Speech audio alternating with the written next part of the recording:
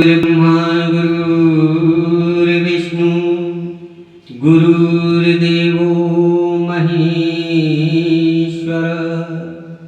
गुरुर्साक्षात् परं ब्रह्म तस्मै श्री गुरुवे नमः। बोलो अपने अपने गुरु महाराज की जय हो। नारायणं नमस्कृत्य नरं चैव नरोत्तमं देवीं सरस्वतीं व्यासं ततो जयमुदीरये। बोल वृंदावन बिहारी लाल की, श्रीमद्भागवत महापुराण की, राजा रामचंद्र भगवान की, पवन सुत हनुमान जी महाराज की, बोलो शंकर भगवान की, समस्त ग्राम देवताओं की, समस्त स्थान देवताओं की, बोलो देवी मैया की जय। जय श्री राधे, जय जय श्री राधे, जय जय श्री राधे। परम मंगल श्रीमद्भागवत महापुराण परमहंस संहिता वैष्णव संतों का परम धर्म। उन आनंद कंद श्री वृंदावन चंद्र के युगल चरणों के लिए ध्यान करते हुए प्रभु के पावन चरित्रों का वर्णन कर रहे हैं। श्रीमद्भागवत के प्रथम स्कंद के अंतर्गत प्रथम श्लोक में वेदव्यास ने भगवान की स्तुति की है सत्यम परम धीमहि कहकर। सत्यम परम धीमहि यानी जो कुछ है संसार में वो सत्य ही है, परमात्मा सत्य का स्वरूप है। श्रीमद्भागवत का प्रारंभ श्रीमद्भागवत का मंगलाचरण किया गया है और प्रथम श्लोक में वेदव्यास ने कहा है सत्यम परम धीमहि। किसी भी देवता का नाम नहीं लिया, क्या कहा है? सत्यम परम धीमहि यानी परमात्मा ही सत्य है। इसीलिए तो भागवत की इतनी महिमा बढ़ गई है।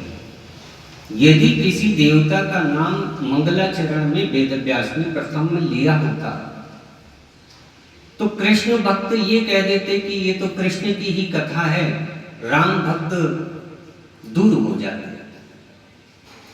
और यदि शिव जी का नाम ले लेते तो शिव भक्त कहते कि ये तो शंकर भगवान की कथा है। किसी देवी का नाम ले देते,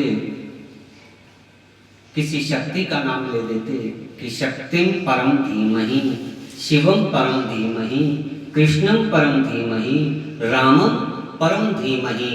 ऐसा यदि कहकर के भागवत को प्रारंभ किया जाता तो सारे भक्त मन में विचार करते कि ये तो इसी देवता की कथा है। लेकिन वेदव्यास ने क्या किया? सत्यम परम धीमहि, सत्य का नाम लेकर के भागवत की कथा को प्रारंभ किया है। यानी परमात्मा का स्वरूप है सत्य है और सत्य को कोई झुठला नहीं सकता। सत्य आज भी सत्य ही रहेगा, कल भी सत्य ही रहेगा और कल भी सत्य ही था कि सांच बराबर तप नहीं और झूठ बराबर पाप, जाके हृदय सांच है ताके हृदय आ। भगवान उसी के हृदय में निवास करते हैं जो सत्य के पुजारी होते हैं। इसलिए जीवन में सत्य के मार्ग पर चलो, कितना ही कष्ट क्यों न झेलना पड़ जाए, सत्य के मार्ग पे चलने पर आपको परमात्मा की प्राप्ति होगी, जीवन में सुख का अनुभव होगा। कितना सुंदर भगवान का ध्यान है। ये मन का स्नान ही तो ध्यान होता है। प्रतिदिन मन को स्नान करवाया करो, दैनिक अभ्यास करो ध्यान करने का। लोग कहते हैं कि आंखें बंद करके ध्यान किया जाता है, लेकिन ध्यान देना, ध्यान तो आंखें खुली रख के भी किया जाता है।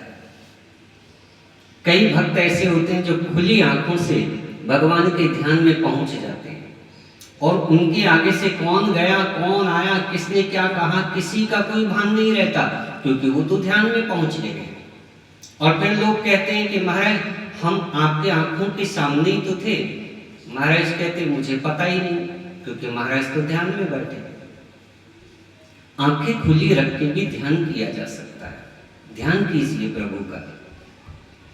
द्वितीय श्लोक में भागवत सुनने का पात्र कौन है ये बताया है, जिसके हृदय में मत्सरता नहीं है, जिसके अंदर कपट नहीं है, जिसके अंदर ईर्ष्या नहीं है, वो भागवत को सुनने का पात्र है। तृतीय श्लोक में वेदव्यास कहते हैं कि निगम कल्प तरोर्गलितं फलम शुक मुखाद मृद द्रव्य संयुतम पीबत भागवतम रसमालयम मुहुरहो रसिका भुवि भावुका। ये भागवत की कथा है, ये एक रस है। जैसे आम होता है, आम का रस पीते रहो, उसी प्रकार से भागवत ये एक फल है, और इस फल के अंदर जो रस है उसको पीते रहो, पीते रहो, पीते रहो। बोले महाराज कब तक पीते रहे? तो जब तक जीवन में तुम्हारा कल्याण ना हो जाए, जब तक भगवत प्राप्ति न हो जाए, तब तक भागवत कथा के रस को पीते रहो, पीते रहो। और ये भागवत की कथा ऐसी है, जितनी बार भी इसको श्रवण करोगे उतनी बार ही नया आनंद आएगा। आनंद कहते हैं परमात्मा को, उतनी बार ही आनंद आएगा। जितनी बार भी भागवत कथा को सुनाओगे उतनी बार ही नए आनंद की अनुभूति होगी। हमने 108 भागवत कथा के आयोजन किए, सच बता रहे हैं, हर भागवत की कथा में नया ही आनंद आया। और इतना आनंद आया कि शाम को 4 बजे का समय होता है आरती करने का, लेकिन हमने जीवन में कभी 4 बजे आरती नहीं की। कभी 5 बज गए, कभी 6 बज गए, कभी 7 बज गए। इतना आनंद। कथा वही है, बार बार हम उसी को सुनाते हैं, लेकिन हर बार एक नए आनंद की अनुभूति होती है। और श्रोता भी जब बैठता है तो उसी कथा को बार बार सुनता है, लेकिन हर बार नए